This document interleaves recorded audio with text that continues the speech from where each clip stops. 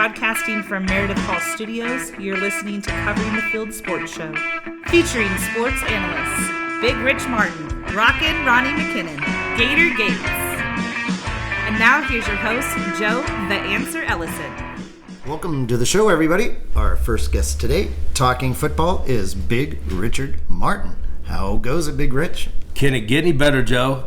Opening night in football. We got the Rams and Bills tonight. Does it get any better than that? The season starts off with a real bang, a possible Super Bowl preview. Right. It might be the first teams playing and the last teams playing this year. Yeah. A long way to go before that happens. A long way to go, Joe. We got a long way to go. We got the defending Super Bowl champion and the favorite to win the Super Bowl this year right off the bat. Right off the bat. It's amazing. So, let's start off first, before we get into some season and this week's predictions. What's the big news in the National Football League this week? Well, Aqib Talib, former Super Bowl champion with the New England Patriots and played with the Denver Broncos. And his last little incident he had with pulling the chain off the receiver from the then Oakland Raiders, pulling his chain off after they get into a little scuffle. Well, he's back in the news for scuffling again. He's indicted for the murder of a youth coach in his hometown. Murdering a youth football coach? I was a sports coach. A sports coach. He probably coached more than one sport. I'm sure. Yeah. But I think he has some relatives involved. I don't know if he's the only one. He might have a co-defendant, but he has definitely been indicted. And some of the tactics we see on the football field rolled off to his personal life. It seems like he might have some anger issues. He might have some anger issues. So if you're coaching any youth sports, make sure that you know your audience. Yes. What about the injury report for this week? We got to get ready for week one. We got to get ready for week one. I know everybody's ready for week one. Zach Wilson just got told he's out till week 4, 3 more weeks on the bench holding a clipboard. So we're going to go with who's our quarterback that we were talking about? Flacco. Joe Flacco. Joe Flacco. He's going to be out there with his stroller and his cane trying to get the Jets a win. I think that's a preview to my Bengals pick Ravens pick over the Jets, because you better get it now because it's moved from 6 all the way up to 7. Well, he is a former Super Bowl champion. Yeah, back in the 90s, maybe early 2000s, somewhere around there when he won with. That's back in the day when this guy named Colin Kaepernick was playing. Yes. And I think the brothers were coaching in the Super Bowl, Baltimore and San Francisco. I think the defense won that Super Bowl. I think Joe Flacco managed the game well, but I don't think he's well enough to take the Jets to the promised land. From what I saw in the preseason, I don't see that either. But we'll get into our prediction later on that game. Yeah, I heard he just took a new life insurance plan out because he knows he's going to be getting sacked by the Ravens this week. I believe it. So, yes, the season begins today. I was going to share some information on what to expect this year as far as point spreads are concerned. And the only way really to predict the future is by learning from the past, or trying to. Okay. And we're going to thank Butch, the butcher. The butcher, his numbers are always so good and so intriguing. He shared some amazing numbers with me, and we'll see what you think of this. For instance, since 2018, underdogs have covered the point spread 53.6% of the time in the regular season. And in 3 of the last 4 years, sportsbooks have set all-time records for amount won on football. I don't think that's a coincidence. I think the general public loves to bet the favorites, even though the overall way to go has been the opposite. Right. To generally bet the underdogs. Very good point, Joe. Very good point. I think the butcher brought some great stuff up on that. Handicap in NFL football is probably the hardest. Without a doubt. I think it is the hardest. To do, we know we have our hockey guy, Gator Gates. He rolls in at 70% on his hockey picks. A little bit different when you're picking the pigskin. You're in hockey, you're going to have big minuses, much like in baseball. If you got a really good pitcher on the mound against a bad pitcher, right, or a really good team against a bad team, you might lay minus 200, 300. Right. This is strictly point spreads. Right. Minus 110, both ways. And you're not going money line, just winning. You got to win by a certain amount when you're betting the favorite. Well, if you're going to bet the money line, it's always good to parlay it. Parlay the minuses. Parlay the minuses if you're going to do it, because that'll give you plus money. Exactly. Okay. Furthermore, road teams covered 52% of the time, 49% as favorites, and 53% as underdogs.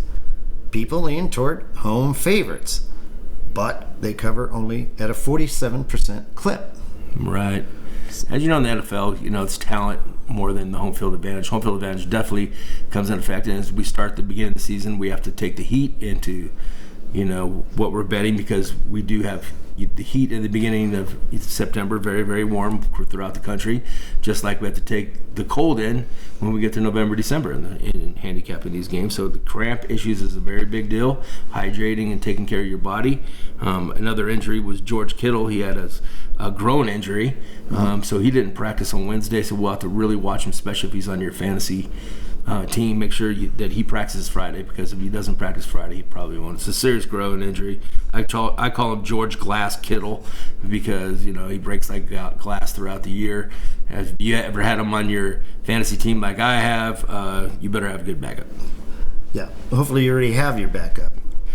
You're going to use them in week 1. Yeah, that's great. Use them pretty soon. Could you use them right off the bat? Right. Yeah, don't want to be streaming tight ends, because I've experienced that. And right. It's a nightmare. So when it comes to totals, let's talk a little about totals. The public prefers to bet on and root for overs, just naturally. But overs come in at 46% last year. Came in at 46% last year. Unders went 53%, and pushes represented the final 1%. I think it's just natural for people to root for scoring. If they're going to bet, sure, and they got a choice, they're going to bet the over. Well, don't you want to bet the over because of pass interference, of course. You pass it down in the end zone, you get pass interference, you got the ball inside the 2, you're going to score touchdowns, and the league wants to go towards higher scoring. And I think, of course, Vegas did a great job of, adjusting the line accordingly. Yeah, they're doing a hell of a job adjusting the line. In fact, they did last year. Now, that leads us to week 1. And lo and behold, there are 10 home underdogs on the sheet. Right. And guess what? I've got the fabulous 5 picks, and I picked all favorites, so I must be on that 46%.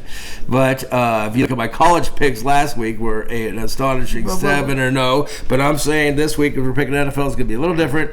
And I picked all favorites, so that's funny that funny. The butcher did. Funny how that works that way. So that 10 home underdogs, that's the most ever for a week 1 since the NFL switched to a 16-game schedule, which is all the way back in 1978. Last year in week 1, 12 underdogs covered and only 4 favorites covered. 9 underdogs won outright, and so did 8 road teams. Well, Joe, I think we should just move on to 2022. I mean, 2021 is in the past, and I'm not going to say anything about some politics that I can say about last year to this year. And so I'm hoping for an improvement in my bank account, and also in my gas tank, and also in my picks in 2022. All right, well, let's look at some specific games then for week 1 and make predictions. Okay. Well, I'm going to start with the Ravens at the Jets, as I already told you. Injury report, Ravens play great defense. I'm taking the Ravens at the Jets. All right, so that's one road team I did take. I love the Ravens. Yeah, well, Baltimore, we talked about how they won their 23 straight preseason games, and it seems they carry that momentum into the first week under head coach Jim Harbaugh. Baltimore is 10-4 in week 1 and 7-3 against the spread in the last 10. That's some great numbers, Joe. Yes. That's some great numbers. Love my first pick. Yep, the Jets. I think they should just stay in camp the whole year. I mean, why don't they just make it a training camp for the whole year? Maybe they could have a perfect season. Like the Dolphins. They probably would. Yeah, keep them in camp. The Jets 4-7 spread-wise week 1 the last 11 years. And, of course, we talked about Joe Flacco. Well, the spread's already up 6.5. Yeah. It started at 6. It's probably going to be up at 7, I imagine, by the weekend. It is a revenge game for Flacco, but let's be real. Yeah. I also like Baltimore to cover that 7. Attaboy. Okay, my next pick. The next pick, everybody's darling team, the Bengals, are at home. They're playing Pittsburgh. Pittsburgh has a terrible quarterback situation. They're going to play with that Chicago quarterback. What's his name? Mitchell Trubisky got the start. Yeah. I wouldn't do it if I think if Pickett was playing, but he's actually the number 3 on the depth chart. I like Pickett. I think he would be playing for the season's end. Without a doubt. And I love Cincinnati this year. I think they're going to have another great season. You got that Uncle Mike, that $6,000 he put in his pocket for betting them to get to the Super Bowl. I'm saying Bengals take it out, take the terrible towels down, and they'll be at home. They're going to win. There is one spread going against that, believe it or not. Super Bowl loser since the year 2000 in Week 1 is 4-18 against the spread. So they could be in trouble in that sense, just because there is that hangover of losing the Super Bowl. It might take a little while for them to get into gear, and that's Joe. I'm telling you, Joe Burrow's going to be smoking a cigar in the locker room after the game, after he just thumps the Steelers. just throwing out stats there. Great, the stats are great. Stats are great. And this is how we learn things. This is how we learn things. I love Joe Burrow. I think he's going to light them up. Chase is going to go. They're going to do great things this year. He's on one of my fantasy football teams, Joe Burrow. I'm all for it, but I'm going to stay away from that game just because of that one stat. Okay. Go ahead. Okay, another revenge game. Baker Mayfield is at home against Cleveland without their starting quarterback. I love Baker Mayfield in this revenge game. He said he's going to beat the beep. You don't have to do that, Carlos. I did it for you. Out of them.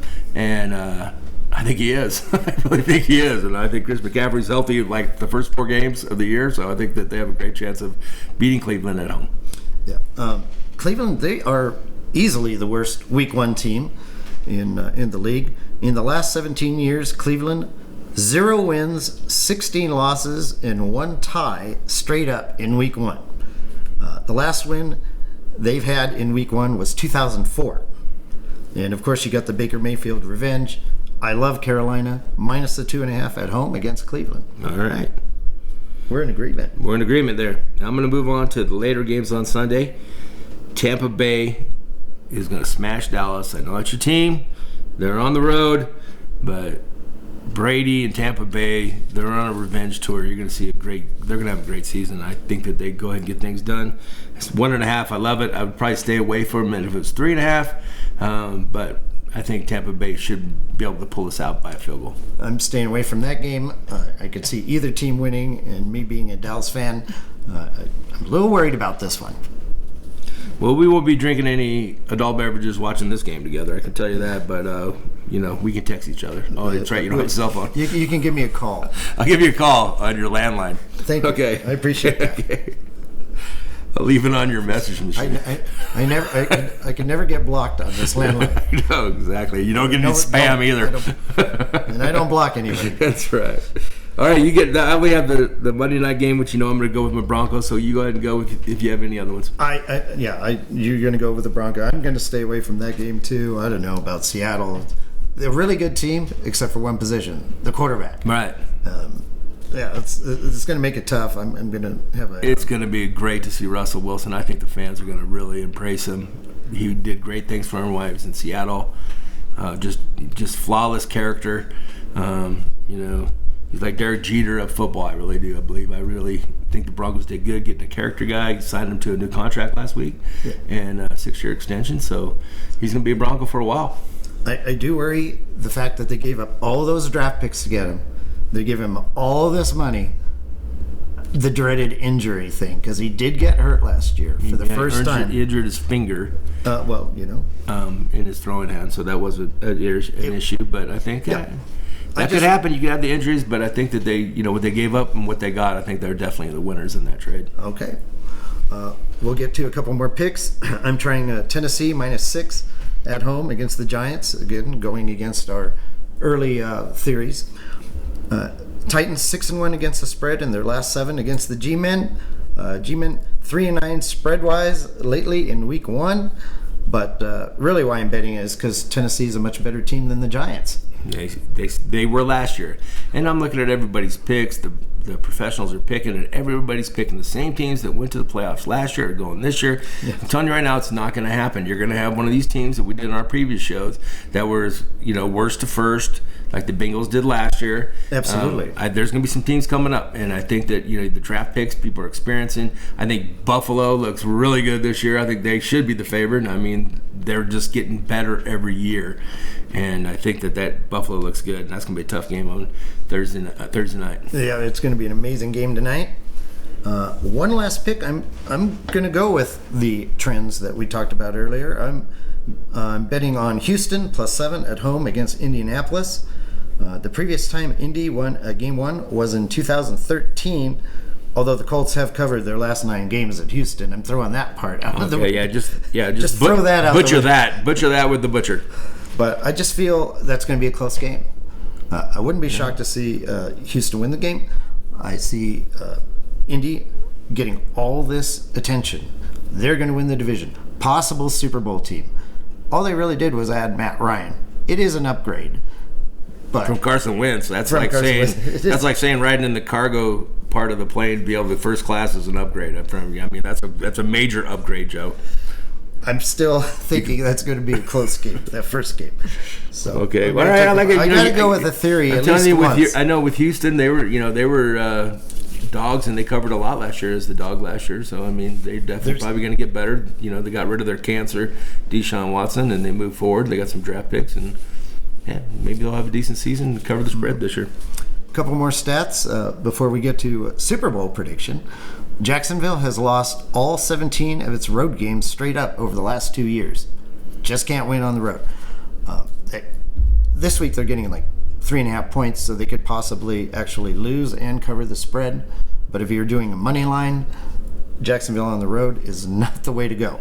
Okay, you're not going with Trevor Lawrence. Well, we'll see how it goes. New coach, Doug Peterson. Right. Until I see it, I got to go against it. Okay. And as far as totals are concerned, Detroit has gone over 10 straight on opening day. So I'm going to try it. Joe, you did your homework this year. I'm going to have to give you an A+. The Butcher came out with some good stuff. The Butcher Roberts is amazing. We love him.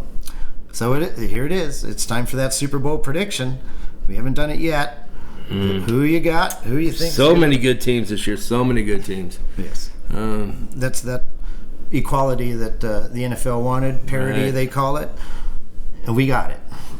So. Well, I would love to see Miami do it, truthfully. I would like to see Tua do it. And I actually bet a future on them. So my heart's with Miami. That's my bold. heart's with Denver. But I'm going to say the Rams repeat. The Rams repeat it back. I think that they have, a class act going, and I don't see it falling anywhere. I think they're going to have control of the West this year. And I say the Rams get back in there and do it. I mean, TB12 would be a great story after retirement. I think Tampa Bay, I wouldn't be sad, but I would take the Rams at this point. Miami is a pretty bold pick considering Buffalo is in their division and they're supposed to win it all. But to win it all, you got to beat them all. Yeah. So you got the Rams winning it all. I got the Rams winning it all. Do you have a team coming out of the AFC? You know what? I think the Ravens. I really think the Ravens, Lamar Jackson. I think he might, get his contract. Hopefully, I think their defense is better. I think that they were last their division last year, but that was because of the injuries to their cornerbacks. Their Ds were depleted all year, and that's why Jamar Chase just ran all over them, playing third and practice squad cornerbacks. I think they'll be healthy this year, and I think that they'll have a good season. Well, if we're going to have one of those teams that finished in last place with a losing record, Baltimore is an excellent choice for that. I can see that. Okay. But I'm going to go with TB12. I don't think he's gone through all this trouble and, retired and said, no, I think I got to come back for nothing. Yeah, he had one drive away from being in the Super Bowl last year, actually, against the Rams. Yeah, the Rams. They came back. They came from too big of a deficit, unfortunately, for them. But I do see Buffalo losing in the Super Bowl because that's what Buffalo does when they get to the Super Bowl. Terrible to say, but it's true. I got Tampa Bay over Buffalo. The Buffalo Mafia? The Bills Mafia is going to be all over you, Joe, on this team. You can't give them a break, would you, Joe? They're finally the favorites. Well, everybody knows they lose in the Super Bowl. Even their own fans know that. They do. So they can jump through a few tables and celebrate. That's good, all right. Until the very last game. So, I love Josh Allen, though. Yes. I think Josh he's getting better, getting closer every year, and this is the year I think he breaks through. Yeah. So they're the season favorite for the first time since the 91-92 season. And, of course, that was Jim Kelly and Thurman Thomas and Andre Reed. And, Machine Gun Kelly was lighting it up then. But, yes, Mr. Fix-It, I used to call him. But that's a whole nother story. That was season 1, episode 20, if you want to listen to it, fans. That's where Joe's fix was in. Without a doubt, I'll go to my grave with that one. Okay. But anyway, also for people out there are also numerous proposition sheets available for the upcoming season. I counted like 12, 15 of them, you can bet. I don't know. Did you do any props? I didn't do any props this year. I just, I want to bet week to week and stay week to week. But, I did the one futures. I did Miami. Yeah, it's like, you do have to tie up your money for the entire season. Right. And you got to sit on your ticket and look at it for a while. But I did bet Derrick Henry for comeback player of the year. Great. 7-2 odds. I mean, if he runs for 2,000 yards, like I think he will, or close to it. He almost won the rushing title last year, and he set out 7 games. So. It is pretty amazing. And my heart bet, I bet Micah Parsons for defensive player of the year. Yeah. And he's a candidate. For sure. So we'll see how that goes. Of course, Aaron Donald is going to be tough to beat on that one. Yeah, keeps everybody's helmets on. I think he has a good chance of being defensive player of the year. All right. So, how about college football? It appears it's official. There will eventually be a 12-team playoff to determine the national champion. Of course, I wanted 8. But 12 seems like a lot, doesn't it? It seems like, but I think 2 teams get to bye.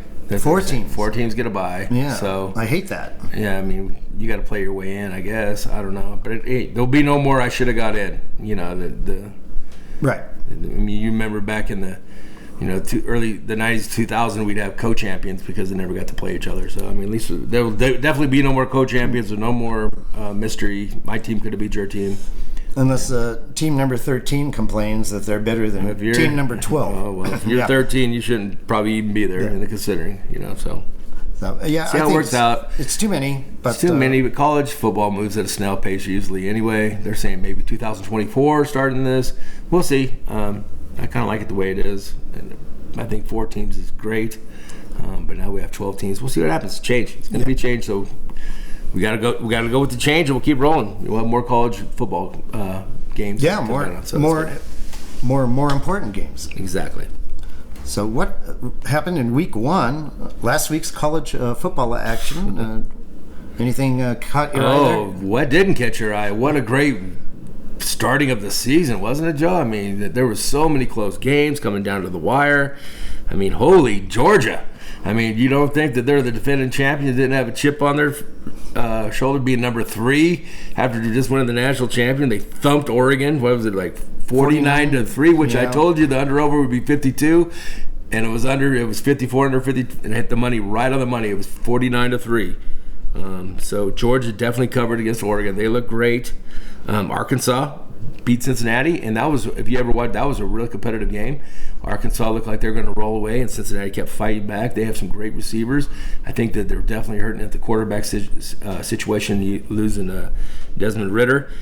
But I think they played good enough, and I mean they were on the road against the SEC team, and I mean they were. It was a loss, but it was they played well. They did. The one that kind of caught my eye, I happened to be watching it, was the Iowa-South Dakota State game. Yes. As ugly as it was, final score of 7-3. Yeah. How do we get to 7 points? Yeah, the way that you would never think it could ever happen if it was a 7-3 score. 2 safeties and a field goal. It was totally ugly. South Dakota State, no slouch. They're actually one of the best teams in the football championship series. Right. They're actually a quality team. So the Jackrabbits. Yes, and they make the playoffs every year. Right. But playing a defensive game, you wouldn't think that would happen, or just tells you Iowa's offense is just really, really off to a slow start. I think that when you have 7 points and the defense scores all of them, you're off to a slow start as you could be. Yes, and it was 5-3 for the longest time. I was hoping we'd land 5-3. Right. And the last time a score was 5-3 was in 1980, and Iowa was a part of that game. Okay. Of course. So of course they were. A small bit of trivia there.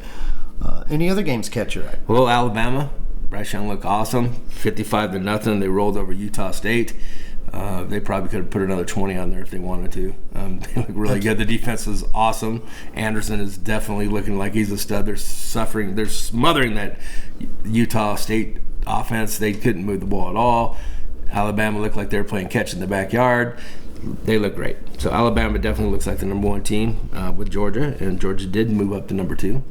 So yeah, Ohio State looked a little sluggish, just like we said that Notre Dame's defense was going to play.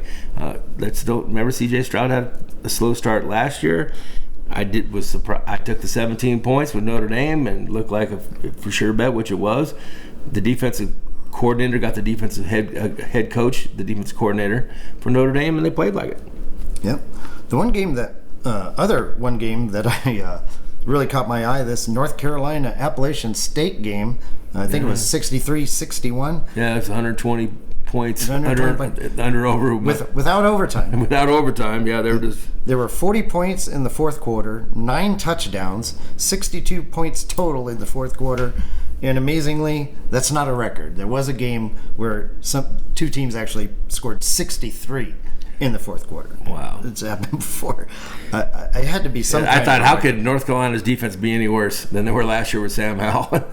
Well, I mean, Appalachian State threw a 60-burger on you. That's not a good way for your defense to start, but it's a win for them, and it's something they can build on.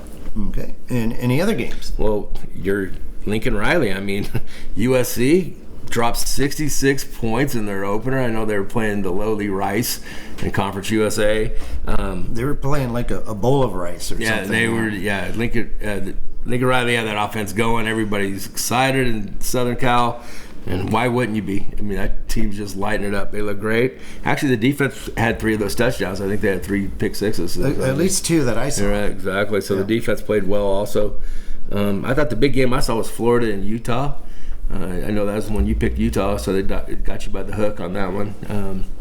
But yeah, Utah was favored at 2.5, and Florida went outright. But Florida went from not being in the top 25 to 12 this week, so I mean they definitely moved up in the rankings. I guess they earned it. Utah's supposed to be the best team in the Pac-12, so that's why I picked Utah. But obviously, going across the country, first game out of the season. Pac-12 did not look good in the first week of the season when they played the big guys. I mean, the teams that like USC playing Rice. Oregon State beat Boise State, so that was that was a good win. That was a good win for them. You know, Boise State's definitely competitive every year. So besides those two, I don't think and Stanford won big, but they were playing another top 200 team. Right. So anyway, what about that FSU and LSU game? Florida State beat LSU. Yeah, we kind of talked a little about that in the You Got Host segment. Right. And why wouldn't you if you get your PAT blocked and unbelievable. Go through all that trouble. I think you drive like 99 yards and looked like John Elway coming from the first down to 99 and goes all the way in. And Jaden Daniels looked awesome in that drive. And then you get the extra point blocked and lose by 1 point. I know. After all that effort. Kelly, like, why didn't you go for 2? Like, well, why can't he make a PAT? You know what I mean? That's it. You know what I mean? So that was tough. I did take some of my big money that I won from 7-0 last week. Yes, Rob, you went 7-0 against the spread last week. Against the spread, and for the season, 9 for 10. 9-1 this season. You're amazing. 9-10. So I took all that money and got my fiancée. Just to say, her engagement ring is now paid for. So it's very nice. Thank you very much, college football. It was a great week of wins. But it was good. I took some of my money and also I betted on the Clemson Georgia Tech. I thought Clemson's defense was good. I thought it'd be a lower scoring game, which it looked like, and Clemson looked sluggish at the beginning. It was 14-10, but it ended up 41-10. Right, and that's because of what? 2 block punts that gave him the ball inside the 10. Shipley looked great, ran it in. And DJ Ugalale looked awesome, down the stretch. Looked like, he might be the quarterback they wanted last year. He was a favorite, one of their top 5 favorite for the Heisman last year. I think this might be their year. That defense looked really good. Special teams look great, too. Well, now that you're on fire, we got to get some picks for next week. All right. Well, let's just start with last week's. We picked the West Virginia would cover that spread against Pitt with JT Daniels going out there, and he gave that. They should have won that game outright. They did cover the spread by the hook, but it wasn't his fault that last pick. He was going down for the winning drive, and the receiver hit him right in the hands, and it bounced over his head, and it was a pick six the other way. So that was not on the quarterback. I think they bounced back this week. They're at home against the Kansas Jayhawks. If they're not playing basketball, you bet against them. So West Virginia, minus 13.5. That looks like a good pick. Okay, I will say Kansas will probably have a better season this year than they've had in a while, but when you're at the very bottom, even improving might not get you very far. Right. And it could be a tough year, but they could surprise. But I love that West Virginia game. Okay, Alabama's dropping 20. That's the marquee game at Texas. I love Alabama in this game. Texas is nowhere near the type of caliber team that Alabama's. They are improved. I like the new quarterback they put in there. But I'm going to say Alabama covers that 20. I don't see any way. It's going to be they're going to beat them by 3 touchdowns. So that I see that going up also. I love that pick. So I love Alabama. Another one I love from last week, Notre Dame. They dropped from number 5 to number 8 this year in the rankings. This week in the rankings, they were giving up 20.5 against Marshall. They played a great game, except for the last few minutes. I mean, they were right in that game. I think the offense is going to get going against, Ohio State, way higher caliber team than Marshall. Go ahead and take Notre Dame. They're at home. Touchdown Jesus will be raising his hands all day long. I'm thinking they'll beat that 20.5. All right. Do you have any more? Sure. What about as you hinted on, the Iowa? Yeah. Iowa State. So they have their big game, their interstate rival they have every year. Take the under 40. I mean, if that, I don't see, unless Iowa State can score 40, I don't think you could lose on this bet, because I don't think Iowa's offense they're not playing South Dakota State. They're playing a Big 12 caliber team. So I say take the under on that game. I will say I like Iowa in that one. For some reason, Iowa beats Iowa State every single year. Right. I think it's like 6-7 years in a row. Right. And Iowa State had a top 10 team last year, ranking-wise, at the beginning of the year, and Iowa beat them anyway. Right. So as long as they don't block a bunch of punts, I think the under is a safe bet. I mean, anything can happen. It is football, but I love the under in that game. Okay. I'll take Iowa in that game. All right. And then let's go with USC is playing Stanford. I'm going to drop that 8 points. I know Stanford had they won week 1, but I love that offense. I think it's going to go. We'll see when they play a Pac-12 caliber team, how it looks. But Caleb Williams looks absolutely great. Looks like he was born to be in Southern California and shine under the Hollywood stars. Take USC, take the points, take the money. Love it. I'm going to stay away from that one for sure. Yeah, your heart's involved with still. I'm not you're still hating, I'll always of hate the marriage, USC and Caleb Williams, because they didn't invite you to the wedding. Because if they said anybody, please stand up. If you're against this, you would be the one standing up. Well, I've hated USC for a long time, so this just adds to it. Okay. Fair enough. Another one I'm going to take is I like Baylor. They're getting 3 against BYU. I like Baylor. They're a top 10 team. It's still early in the season. We're still trying to handicap it. Well, we'll see. But I'll take Big 12 over BYU, and so I'll take the 3 points. Yeah, I like Baylor also in that game. And if you have any money left at the end of the night Saturday, you can run down to your local book or make your mobile bet. But I think Michigan now number 4. They're dropping 50, and I gave up 49 points to Western Kentucky. They give up 66 points to the high-powered Vanderbilt SEC team, who finishes last every year. I don't see how they don't score over 50. I think Michigan's defense made a statement last week. They played lights out. They're playing great football right now. You have, like I told you before, 2 quarterbacks competing, so when you get to the backup quarterback, you're still going to have a lot of parts. J.J. McCarthy gets a start this week. He looks great on the run, in the air. He's like the Marines, man. Just take him this week. Drop that 50. That's a lot of points. That's a lot of points. Don't even watch till second half, and then see where you're at, because it'll drive you crazy. But if you have any money left, I'm going to definitely take, because I think Hawaii is just horrible. So they played 2 games at home, and they're giving up that kind of points. So. All right, and do you have any more, or is that it? That's it for. That's 8 picks right there. So we'll see how we do this week. Try to keep up. No way can you keep up with a 9 out of 10 week, but hopefully we're going in the right direction. Yeah. Anything 55-60% is pretty solid in football. So you've got a good head start. and I appreciate you doing the show.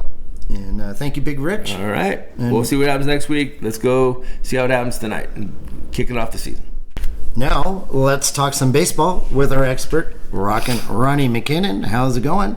Joe, I'm doing really well. How about yourself? I'm doing fantastic. Cool. As always, there were some big stories in Major League Baseball last week.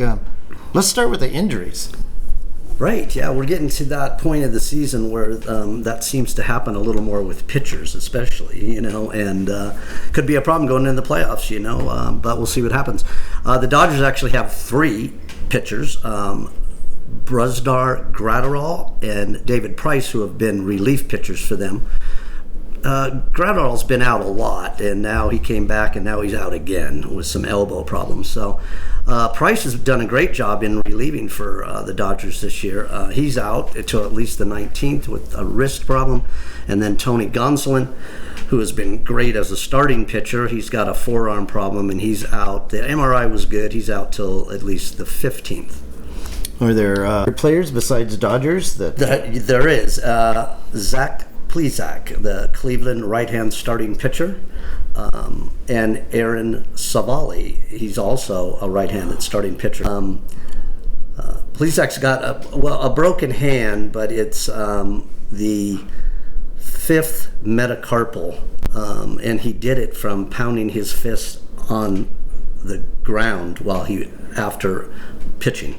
In frustration? In frustration. Ended up winning the game, they did, but yeah, he was in frustration.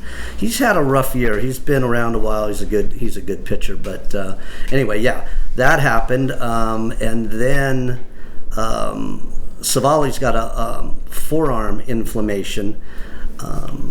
He's also had a rough year because he's been a good pitcher over time. So they're both actually on the 15-day DL or IL. We'll see what happens with that. And then I bring up Brandon Belt for the Giants, first base left-hander. He's been there for quite a number of years. He's going to undergo some season-ending knee surgery. So he's done for the year. Mm-hmm. So a lot of Giants fans in the area. It's just for the year? You see Brandon Belt back at the Giants or even playing next year? I don't know. I'd give it 50-50 now, actually, and even with maybe Brandon Crawford as well, and they've both been there with the Giants for a long time and been good players, and Crawford's a great shortstop. They both had some rough year, at the plate, like a lot of the Giants, and now the Giants are bringing up a lot of guys, these young guys lately, and they're hitting the ball pretty well so far. Some of these young guys that they're bringing up, so we'll see what happens with that. When you say 50-50, do you mean 50-50 staying with the Giants or 50-50 even playing? Yeah, I'm kind of there with that, but okay. I'd say 50-50 playing, and then 50-50 if he plays to stay with the Giants, right? Okay. That's where I'm at now. I don't. Gotcha. Yeah, we'll see. Okay. Well, if that's it for the injuries, I think so. Yeah. I like to bring up the ones that seem important. It's usually pitchers at this time of year, like I said. Yeah. But there are a lot of players coming up. They do expand rosters at this time of year, right? Correct. Yeah. Well, and of course then, Brandon Belt probably was like, hey, why don't you just get the surgery now in case you want to play next year? Sure. And we'll bring up some of these kids because we're not going anywhere anyway. I would think that was probably part of the conversation. That's a good sign that the Giants are saying, well, the season is... It's pretty much done. I think they're still below 500, and right. With Arizona, they're like 9 or 9.5 behind the wild card. Sure, it's still possible. Doubtful, but very doubtful, but possible. Sure, mathematically. And I think the Giants know that, and they're trying to go the other way. And I think I really like their manager. I think he needs to stay around. Okay. So, well, Atlanta had one of its pitchers accomplish something pretty remarkable. Yeah, Spencer Strider. He's a right-handed starting pitcher for Atlanta. He's actually a rookie, which is probably why some folks haven't heard of him. He set an Atlanta Atlanta era, during their time. They've been Atlanta since 1966. They've actually been a franchise since 1876. Anyway, he set a strikeout record. He had 16 strikeouts in a 3-0 win over Colorado. He passed the great and Hall of Famer John Schmaltz, who had 15 strikeouts. Now, this is in a 9-inning game because anybody that remembers Warren Spahn, who was a great pitcher, in 1952, he pitched 15 innings in a game. Right, and I've talked about that before. How the old guys, those guys would pitch forever, right, and never seemed to be hurt. There was a lot of them I can name, and I won't get into it. But anyway, Warren Spahn, he struck out 18, but it was in a 15-inning game. Right. So that's a big record strider. Getting 16 Ks in a 9-inning game and setting a record, and he's just a rookie. So. Well, yes, the Boston Braves, later the Milwaukee Braves. That's correct. Yeah, it was Boston Braves when Warren Spahn did that in '52. So they were the Boston Braves for a very long time. Right, and then Milwaukee, then Atlanta in 1966. Warren Spahn, the famous Spawn and Sane and Pray for Rain, because that particular team had only 2 good pitchers on it. Right. Yeah, and they were good. Pitch, and they're good, and they would pitch like forever. So, it wasn't coming out of the game in the 6th inning and calling it a quality start. Okay. And probably pitch more often, and also than the pitchers of today also, I would just guess. Correct. Yeah. Very, very true. So, Ronnie, it's time for our weekly Shohei Ohtani report. I know, man. But, we should talk about him. It's just amazing. He, the DH and starting pitcher for the Angels, he was the first player with 30 home runs and 10 wins. First Japanese-born player with multiple 30 home run seasons. And also the only player to have at least 30 home runs and strike out 100 batters. Last year, he had 46 home runs, 156 strikeouts. So this year, he's already thrown 136 innings. He's got 181 strikeouts.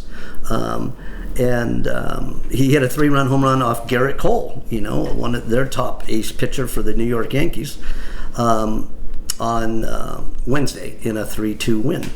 Also, he's up to a pretty high number of home runs too. He's in the 30s. We know that. He's hit maybe about 36 or so. Ohtani. Yeah, I'm just going to get to that because on Saturday, Ohtani and Trout playing together haven't happened a lot this year. Mike Trout and Ohtani. They beat Detroit 10-0, and Ohtani went 3 for 5, 3 runs, 3 RBIs, 2 home runs, and a double. Those were home runs number 31 and number 32. Okay. And he's at 85 RBIs and a .270 average. Trout went 3 for 4 with 3 runs and RBI, and he hit his 30th. Oh. So, yeah, too bad they didn't have some good pitching this year, and I think everybody expected them to do better. Firing the manager, Madden, which I didn't like anyway, it didn't seem to matter. And Trout was injured part of the season too. For a lot of the season, correct. Yeah. And their pitching just kind of failed them where what they didn't expect, but didn't do much at the deadline to. Did you have a Ohtani Clemens story? Like the Angels were playing the Tigers the other day, and that was the 10-0 win I was talking about. And Cody Clemens is actually an infielder, Roger Clemens' son. And they put him out there to pitch about 5 or 6 times. I think this was the 6th time, for short periods of time. And it was a 10-0 game. Anyway, he pitched the Ohtani. I think it was like 68 or 69 mile per hour, pitch. And anyway, he struck out Ohtani. So after the game, Ohtani ended up saying wow, that was a nasty pitch, and on a ball, and signed it and put it in a case and had it delivered to Cody Clemens. So that's pretty cool. Yes, a 69 mile an hour something or other. Right, yeah. He was like, what was that, right? And so, of course, they're not used to, swinging at that slow of pitches. But, it happens a lot now. They'll put, a lot of teams where they get a big lead. Most teams have done it. They'll, the Dodgers put out Hanson Alberto, this kid that plays for them, and he's always out there pitching. And actually, he's gone out there several times. He's got a pretty good ERA, actually. Yeah. So it's just, they do it when they're winning by a lot or losing by a lot. Save some pitchers, and each team always has a guy they put out there, and so they put out Cody Clemens. I would have thought with these expanded rosters, maybe. They'd have an extra pitcher. Well, they have a lot of pitchers. Okay, some of them are the starters. You don't right even consider them. There could be 4 to 6 starters. The other guys, some of them might be still on the roster, but they're injured. They could pitch, but they don't want him to pitch, but they don't want to put him on the IL. So, right. It happens a lot, and it's really, it's not that unusual. Not anymore, anyway. So. All right. Well, that was a good story. Ohtani's only competition in the American League, most valuable player race, is Aaron Judge. I know, man. Wow. What is the weekly update on Judge? Wow, right. Yeah. Just today, earlier, while we were here, it was a 3-3 tie in the 7th. He had already hit number 55 earlier today, and the game was still going on. It was, like I say, it was tied. It was a one solo home run, 1 RBI. Amazing. Before that, he was at 117 RBI, so now 118, 302 average, and he is on pace for 65 right now, which obviously is 4 beyond Roger Maris and the 61 record in the American League. In my official record book, the most home runs ever hit in a season. We're not counting Mark McGwire. We're not counting That's right. Barry Bonds. Sammy Sosa. Right, correct.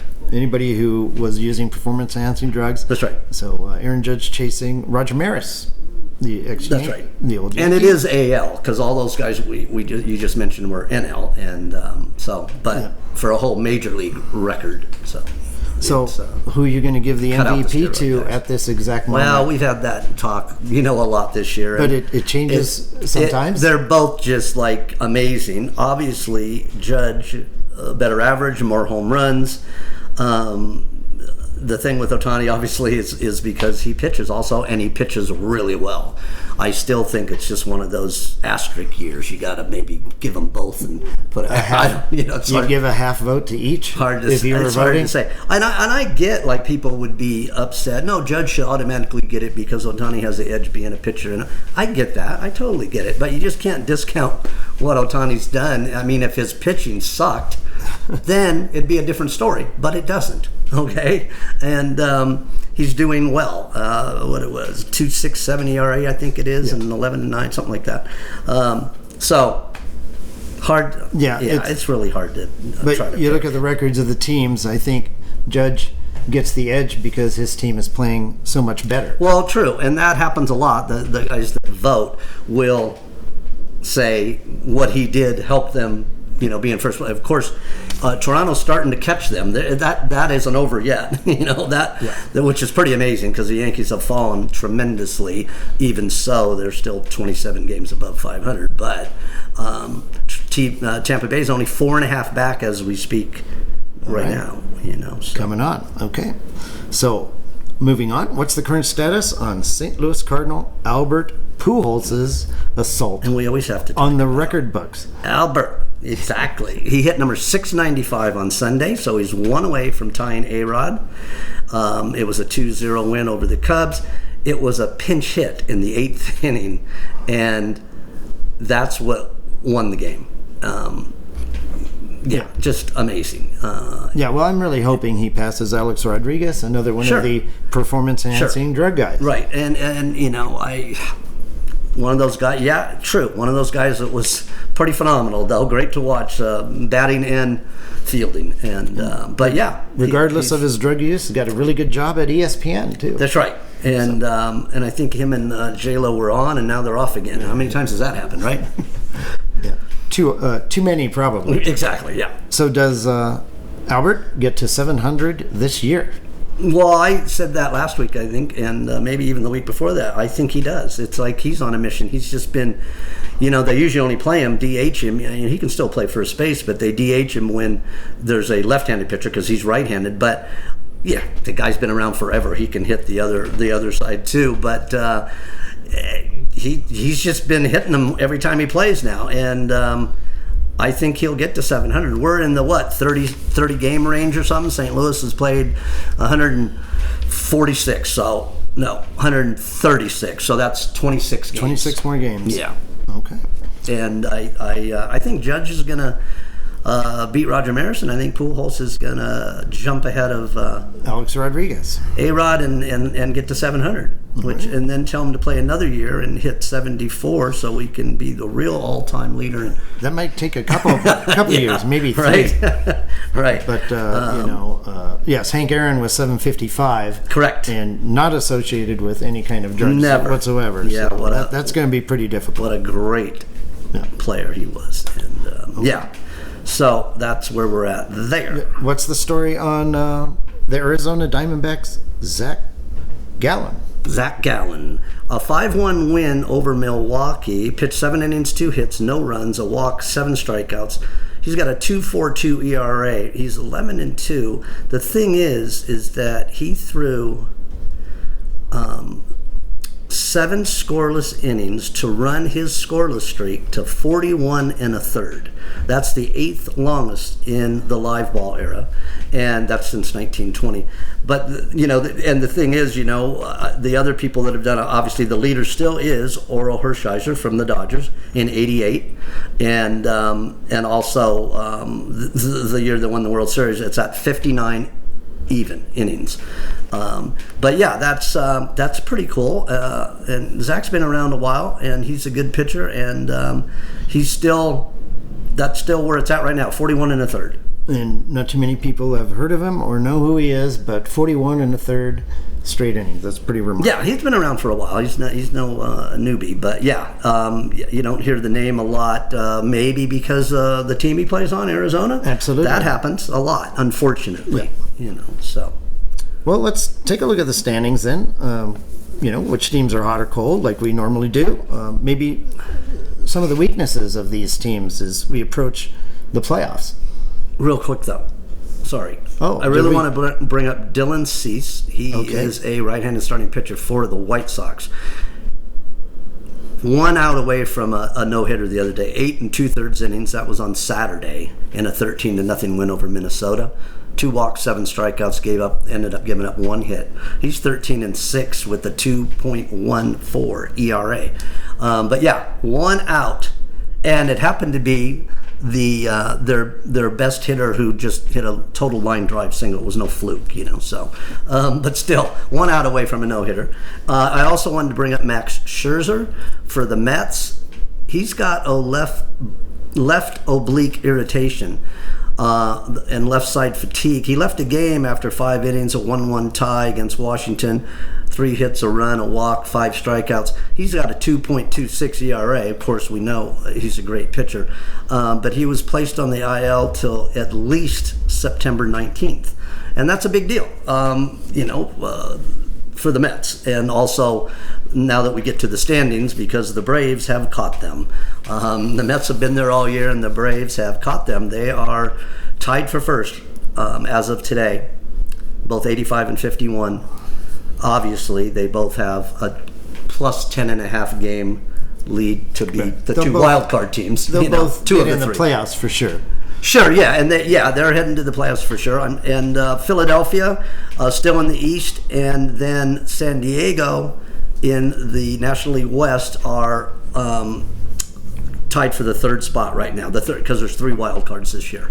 So yeah. Anyway, I slipped over into the National League because of that New York Met. That's quite right. And, we will start in the National League. We'll finish with that. Atlanta, the Mets, and Philadelphia. Central St. Louis is caught, passed, and put them in the rearview mirror when it comes to Milwaukee. They got an 8.5 game lead on that division now, St. Louis. Not that long ago, Milwaukee was in first place. Milwaukee's 3 behind the wild card. And then we go to the West. We're just talking about the teams that are going to make the playoffs pretty much, right? Okay, Yes. so the Dodgers, the best record in baseball still, at home, on the road, most runs scored, least given up, just 93-42. So that's, 51 games over 500. The magic number is 8. That's the combination of Dodger wins and San Diego losses, the second place team, and then they would clinch the division. That's a pretty foregone conclusion now. And then, we'll see what happens with those 2 wild cards with San Diego and Philadelphia. Again, Yeah, Milwaukee's still hanging in there a little bit. and Milwaukee too. Yeah, they're still hanging in there, and they could totally, turn it around now. I'm sure they're just going, let's get a wild card because don't think we're going to win this division, right? Yeah. Did the loss of their closer hurt them? Well, they traded with San Diego. They traded closers who were really good, if not great, especially Hader. Both of them had high 4-point-something ERAs, and they've both done really bad since they got to their new teams. So usually, great guys like that, save guys like that, they always have some issues, and then they turn it around. These guys haven't turned it around yet. So we'll, Yeah. Did you want to move on to the American League? We will. We'll jet right over there. The Yankees still 81-54. They only have a 4.5 game lead over Tampa Bay. Then Toronto's only 6 out. Actually, Baltimore's only 9.5 out from the division, which you never thought we'd be talking about that. No, as not the year went Baltimore. on. But Tampa Bay a 1.5 games up on a wild card spot, and then Toronto. Also, we have, I should say, Seattle in the West. They are also a 1.5 games up on the wild card spot. So the 2 wild cards, 2 of the 3 now are Tampa Bay and Seattle right now, and then Toronto. The Central, Cleveland, 1.5 game. That division's way up for grabs still. Minnesota, 1.5 games back in second. The White Sox, 3 back in third. And 6 and 7.5 respectively from the wild card for Minnesota and the White Sox. It appears you would have to win that division in order to make the playoffs. Yeah, it's not over yet. Not and over, I'm telling you, but- all 3 of these teams have been like this all year, up and down, up and down, up and down, and so we'll see what happens there. It's That's unlikely they're reaching a wild card. they have a better chance of winning the division. Yeah, Much easier. We'll zip to the West, and then Houston just crazy 87-49. Obviously, Seattle's in second, and obviously Houston's gonna take that division. I'm sure Seattle's 10 games out, but they have a 1.5 game advantage in the wild card spot. Seattle does, and They can break that long streak of That's North right. American team sports. long time, 2001. Yes, they're Yeah. the longest in any sport, Yeah. which is And hard to believe. I've always liked Seattle and rooted for Seattle in baseball and football. And now, of course, this year, they gave Russell Wilson's on Denver, who I've never liked. So that's going to be really tough for me to root for him and not Denver. And then Seattle, what are they doing for a QB, right? But anyway, Denver and Seattle, old division rivals back in the day. back in the day, yeah. So I think we about covered it. Okay. Picks. Yeah, I was going to say, Ronnie, Not too bad. Your picks Lately. went 3-1 last week, meaning you're incredible 10-2 over the last 3 weeks. Over the last 3 weeks, right? Yeah, You're on two fire. 3-1s and a 4-0, and I got back to the I was higher than that at one point, but 60% right now for the year. So That's pretty solid. Not bad, yeah, not bad. And Do you have any predictions for the upcoming weeks? I don't. Slate of games, not yet. I don't, but actually, I'm still going to probably put some on this weekend. Probably for Friday, Saturday, or Sunday games. They don't have full slates on Thursday anyway, so I'm going to put some on again. Well, now that you're on fire here, I think we would love to see some more picks. Yeah, I'm going to do them. And keep your streak going. I'll do them. All right. Right on. Well, fantastic job, Ronnie. Yeah. Thank you. Great, Joe. Thanks for having me. Now, here to talk about a number of different sports is Gator Gates. How are you doing, Gator? Oh, I'm doing great. A little hot outside, but doing great. It's not too bad in here. But let's start with NASCAR.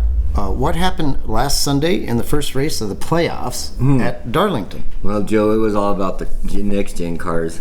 Darlington is known as the track too tough to tame. Well, the next-gen cars had a hard time Sunday just trying to finish the race. But first, Chase Elliott, who was seated first in the playoffs, hit the wall during the first stage and also hit Chase Briscoe as well. Now, that did damage the suspension, and then he finished Briscoe, I think he finished like 2 laps down. Well, actually, Chase was the one that hit the wall, and he was actually the first one out, and he damaged his suspension, and that was a lap 113. But you're right, Briscoe finished the race in 27th position and 2 laps down. You're correct. But Kyle Larson, he was seated 4th, and he was the first one to have engine problems on that first stage, and he went 3 laps down. He did fight back and ended up finishing 12th. 9th seeded Kevin Harvick had his car catch fire with 93 laps left, and during that yellow, J.J. Ellis' Ford caught on fire as well, heading into the pits. Now, with about 30-some laps left, Kyle Busch, seated 11th, blew an engine and was out in 30th place. When that happened, Joe, Eric Jones, who opened at 70-1, and was 40-1 at the time the race started, passed him, and he did outrace Denny Hamlin over the last 30 laps and became the first non-playoff car to win the first playoff race. Yeah, that was a pretty big upset. 71, if you got some of that's pretty amazing. It was very amazing. Kevin Harvick also said, and he quoted, "What a disaster. Man, no reason. Here we are in the pits with a burned up car, and we can't finish the race during the playoff because of unreliable parts." So these new next-gen cars, they're obviously, they're catching fire. Fire's coming through like the dashboards and stuff like that, yeah. Guys are literally jumping out of their cars. I'm just wondering now, of course, Darlington's a short track, Joe, and we haven't seen too much of that on the big tracks that I can recall, so I'm wondering if that might have something to do with it as well. I don't know. Super dangerous, and no, the cops aren't coming after us, but they're going after somebody else. I was looking for the back door. Well, Chevys did finish 1st and 3rd. Eric Jones won, and Tyler Reddick in that order. Tyler Reddick got 3rd. Toyotas ended up 2nd with Denny Hamlin and 5th with Christopher Bell. Ford had one driver in the top 5, and that was Joni Logano putting his number 22 car in 4th, Joe. No. Well, Kurt Busch obviously isn't racing. He had that hard hit. That was all the way back July 23rd, and he has not been cleared to race. So not only does it seem like these cars are, having unreliable parts, as you put it, when you crash, it's going to be a lot worse than yes, and it was last year. A couple of drivers have said that too, Joe, so yes. So this car is going to need a little adjustment for next year. I've got a feeling. Well, it's going to make it interesting because the next race is Sunday, Joe, at 12 o'clock at Kansas Speedway on USA Network. Now, last year, Kyle Larson won, and I do think that the Chevys are going to shine at this track. So I'm going to take Elliott at 15-2. All right, we'll see how that goes. Gator, let's now move on to Formula One. What occurred last Sunday at the Dutch Grand Prix? Okay, well, this race itself, Joe, was pretty uneventful. On the first turn, Lewis Hamilton did bump Carlos Sainz, but nothing major happened there. And nothing happened until about 12 laps left. The virtual safety car came out, and Max Verstappen, George Russell, and Carlos Leclerc all pitted. Mercedes decided to leave Hamilton out on the older tires so that he could lead when the green flag came out. But, Joe, it didn't take long for those 3 drivers that pitted to pass Lewis. And again, Hamilton was upset with his team's decision on the last yellow, and he said it over the air, too. But Max won at a minus 185. Now, he has a 109-point lead over Sergio Perez and Charles Leclerc. Now, George Russell did get 2nd, and Leclerc finished 3rd. Hamilton ended up in 4th, Joe. So let's say Lewis Hamilton did go into the pits. Just your opinion. Do you think he would have finished better than 4th place? I don't think so, Joe. I think that the best he would have finished was probably 3rd. Maybe 3rd. Not yet. Maybe he could have got on the 4th podium. sounds about right. Yeah. So maybe he was complaining for no real reason. Well, and I don't think it's just that incident, Joe. He's had this issue with this team all year, so I think it just hit ahead, and I think he jumped the gun a little bit. I agree with you. So maybe he overreacted a little bit. Yeah. Yes, I think I did see that. Maybe he apologized a little bit, or at least backtracked a little bit. He did. But at the heat of the moment, the year that he's had, I'm going to give him a little bit of a break there. So you say there are 7 races remaining, huh? Yeah. Nick, so it's all over. I mean, Verstappen's got this thing. He's won the last 4 races. He's on fire. Yeah. He's going off at, like you said, minus 185 last race. Right. Yeah. He's got 109 points ahead of Sergio Perez and Leclerc with 7 races left. You're right. So pretty much, Pretty much locked in. But they're going to be at Monza, Italy, Joe. Last year, the McLarens went 1 and 2 with Daniel Ricciardo and Alonso Norris. But I'm going to take that chance with Alonso. He's doing really good, and why not? He's not going to be, he's going to be double digits, I'm sure. Oh, you thinking like Fernando Alonso? Is that who we're talking about? Yep. Okay.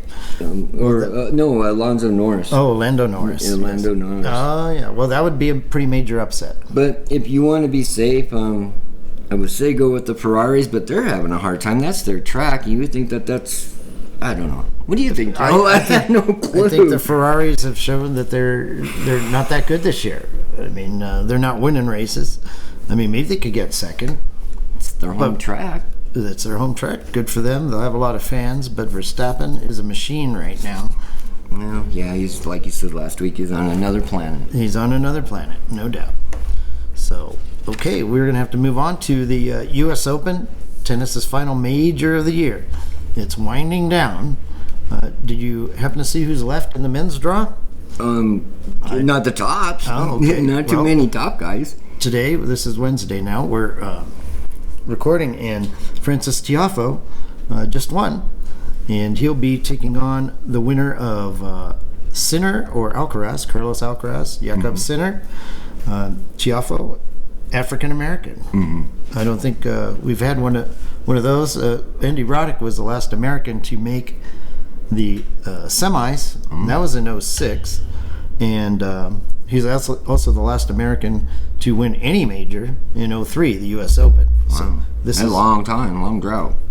Super long drought, and you'd have to go back to Arthur Ashe, I guess, to find an African American who's played this well. It's been a long time for that also. In the other semi, you got Christian Ruud and Karen Khachanov.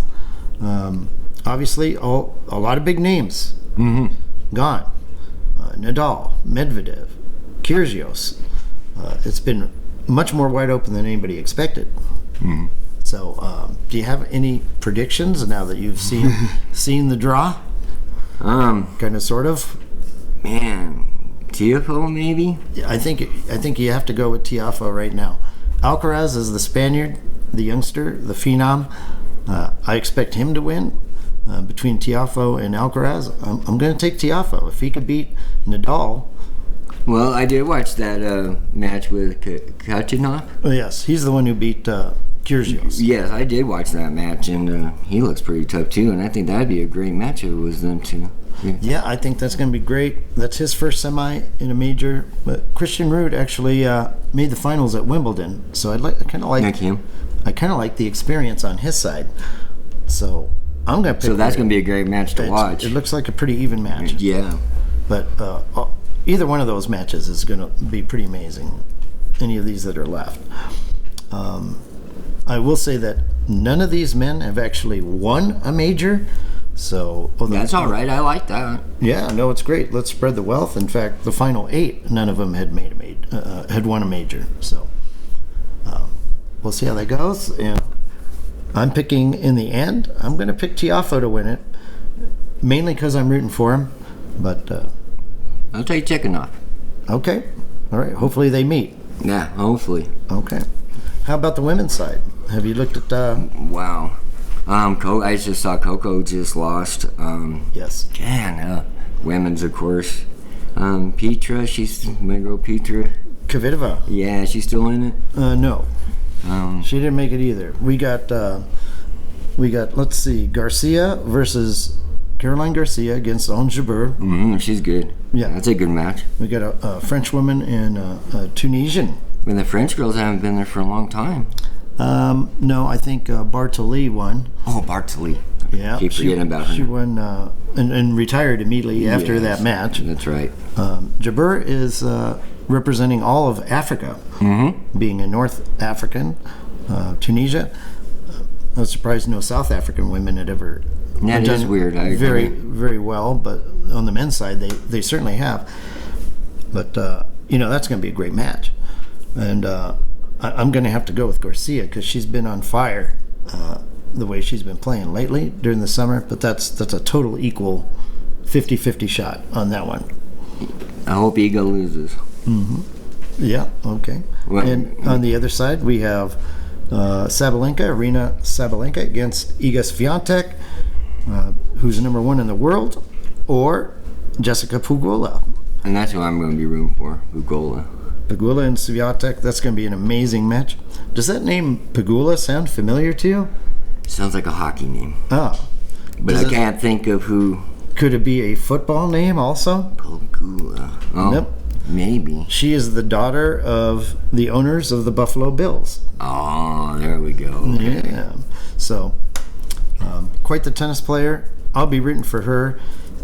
She loves the new tennis balls. Everybody's been complaining about And the she balls. likes them. She likes them. Swiatek from the very beginning. It's strange that the women are using different. Make too much sense, but there must be a reason. Yeah, I don't know. Whoever's in charge of the balls, it must be money related. I'm just guessing. Yeah, always is. Yeah, always go to the money. Yeah. So I'm going to pick Pegula, and when it comes down to Pegula and Garcia, if it comes down to that, I'm just going to root for the American. They're going to have the crowd behind them for sure. Exactly. So we're going to look for that. Of course, the big story of the tournament, Serena Williams is not here anymore. She actually lasted one more match than I expected her to. Right, but you were still right, Joe. She just didn't have to go much further, that's for sure. Yeah, just a lack of match toughness and conditioning. You can't just show up Right. Not with those. Yeah, not this competition. and just play the majors and expect to start winning them. So great career. She will finish. It looks like she is officially retiring, although that's not officially official. But Money talks. She definitely mentioned that this was going to be her last tournament. She will finish one major behind Margaret Court. Oh. Serena will have 23. Margaret Court had 24 majors. Still amazing. Yes, and everyone will consider Serena truly the best. Margaret Court feeling pretty slighted, pretty disrespected because people aren't considering her to be the best, even though she won the most majors. Of course, when she played, it wasn't an open era either. So Right, that's what I was going to say. Competition, maybe. not all the players were playing Right. at that time because of there were some professionals, and if you're a professional, you weren't allowed to compete in some majors. I got you. I didn't know that. Yeah, but that's back in the day of Rod Laver, and it's been a while. Wow, yeah. Yes, and Laver would have had many more majors had he not turned professional. So we'll see how that goes. And Gator, what's been going on in this new LIV or Live Golf Tour? I've heard it called both. Okay. Well, Joe, there's only a few sports books that are accepting wagering on the LIV golf. So if you're going to have to shop around if you're going to make any action on it. But they were in Boston this last weekend, and the first ace or hole-in-one was recorded by Matthew Wolf. He did it on the second hole, 178 yards. Dustin Johnson made an eagle putt in the first ever playoff in the LIV golf. So a couple of firsts this weekend, Joe. Yeah, I saw the putt. I didn't get to see hardly any of the golf. Like you said, I don't think it was televised anywhere, let alone bettable. I didn't see it televised. Right, exactly, Joe. I haven't seen it either. Yeah, well, they did show that final putt, and had it not hit the hole, it probably would have gone about 12 feet past. Yeah, it was pretty hard. Yeah, so congratulations to Dustin Johnson. But this new Live Golf Tour, wasn't really bothering anybody a whole lot. A lot of golf fans, because here's this Rogue Golf Tour taking over the PGA and everything. But now that Dustin Johnson has won a tournament, now this is getting pretty serious here. Yes. So Well, the next match, Joe, is in Chicago, September 16th and 18th. Next weekend. And they only have 4 events left. They're going to be in Thailand on October 7th through the 9th, Saudi Arabia on 16th, and then they finish up in Miami, Joe, October 27th and the 30th in Doral, Florida. Doral, isn't that Doral? Isn't that Donald Trump's? Yeah, that's Donald Trump's course. Right, well, if nothing else, Donald Trump, a great sports fan, used to own the New Jersey Generals of the United States Football League. That's back in the correct, day. yes. Yes. Boy, that long time ago, yeah. That's mid-'80s. Yeah. So he's been around the sports world for a long time. And we'll see how those tournaments go. But like we said, very hard to find odds on any of that. Finally, Gator, what transpired in your sport? The Women's World Hockey Championships. Yeah, they did. They had that in Denmark, and they had the greatest rivalry in hockey on Sunday night for the gold medal game. Both teams killed their opponents to get in the semifinal games. Canada beat Switzerland 8-1, and U.S. beat Czech Republic 10-1. But Joe, it was 6-0 after the first period in that game with the United States. But in the preliminary rounds, USA outscored their opponents 30-3, which included a 5-2 victory over Canada. Wow. Now, Brianne Jenner, she scored 2 goals in that championship game for Canada, 1 minute and 24 seconds apart.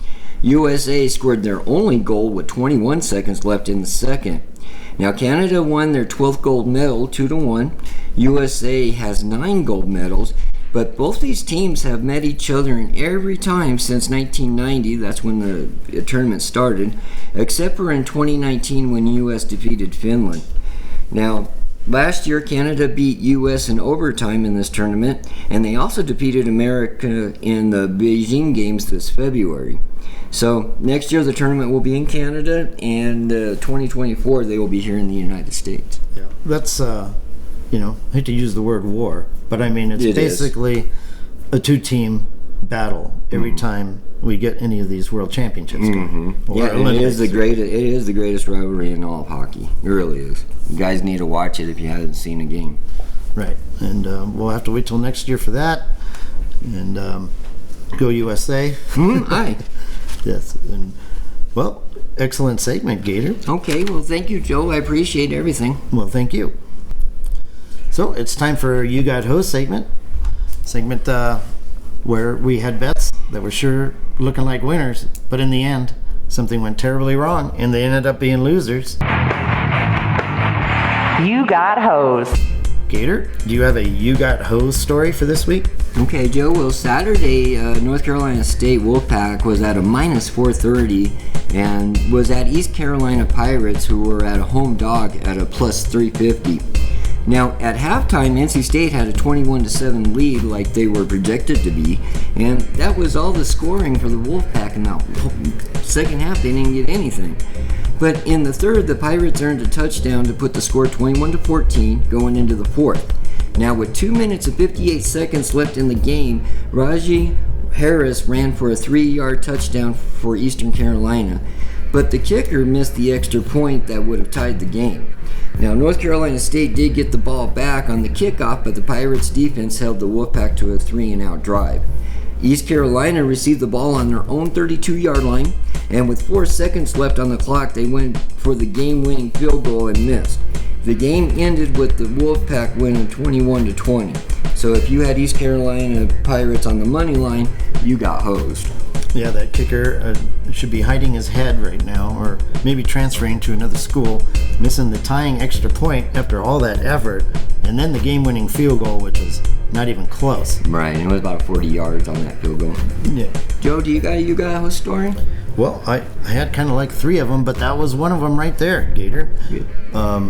There were a couple bad ones. Anybody who watched the Oklahoma State game against Central Michigan, they're up 51-15 in this game as a 22-point favorite. You're thinking there's no way you're going to not cover this game.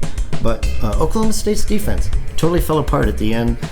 Final score 58-44. So, What did they drink in the locker room, Joe? a little early celebration. Yeah. And you might be looking at some Oklahoma State games going over this year. Yeah. Just going by that one game.